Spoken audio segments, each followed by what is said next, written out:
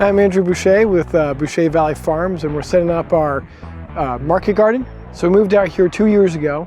I was working as a programmer and found out I really hated it. So we eventually began working the land, building up some of our fencing, getting some sheep, and working towards making this garden successful. Because nothing feels way more fulfilling to me than actually working with the land and getting more use out of it and understanding a practice that humanity has done since the beginning of time.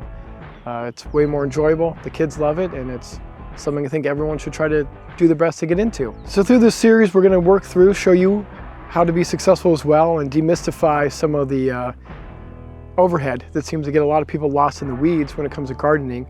So we're going to go through and show you how we're going to have a pretty large garden down here. You don't have to make anything quite that big, just anything you can do to try to supplement your own produce, maybe begin canning, and see what else you can come up with on your own.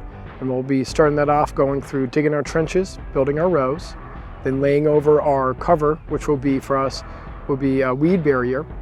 And we'll be planting into that weed barrier, doing interplanting for the garden vegetables. So that'd be like your salad greens and basils and herbs, along with tomatoes and cucumbers, and eventually tomatillos and peppers. So we'll have quite a variety, and we can show you how we can make it successful for all those ventures and get the most out of your garden, whether it be just a raised 2x2 to as large as we are, which is 190 by 80. So let's get to work. So as you can see here, we have a lot of standing water, which is not something we want. We don't want to lose our topsoil or have any of our vegetables drowned out.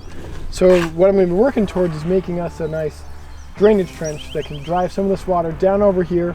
We've actually planted a couple trees that can drink up a lot of that excess water and retain it up here, so we're not losing our soil texture up above and holding our garden all together, because we don't want to have any of that drop off either from all the water running off. So we're going to get down to digging, making it so we can prevent loss later in the season.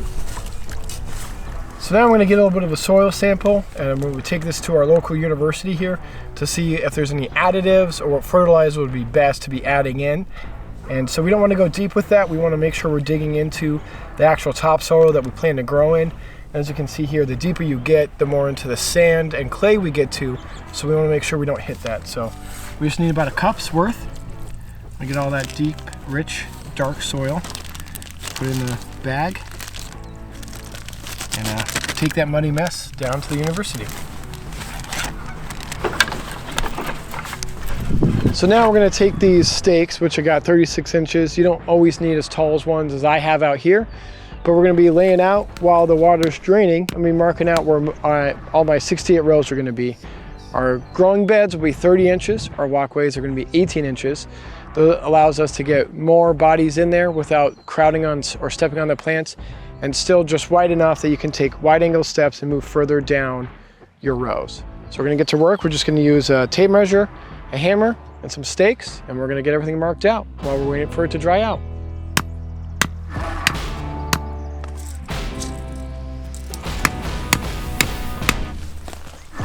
So we're going to take the twine here, tie it off over down to our stakes, walk it across to make sure that we're being as even and level as we can, and we'll begin the task of putting in our second row of stakes. And we're going to get this taut so we can see, make sure it's not super wonky.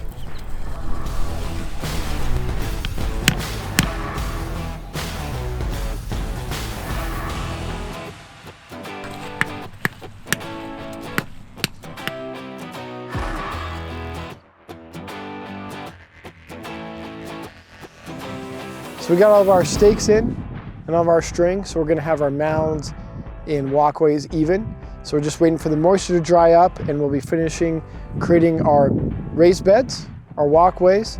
So come back, stay with us, and we'll be going along the next steps for the gardening process.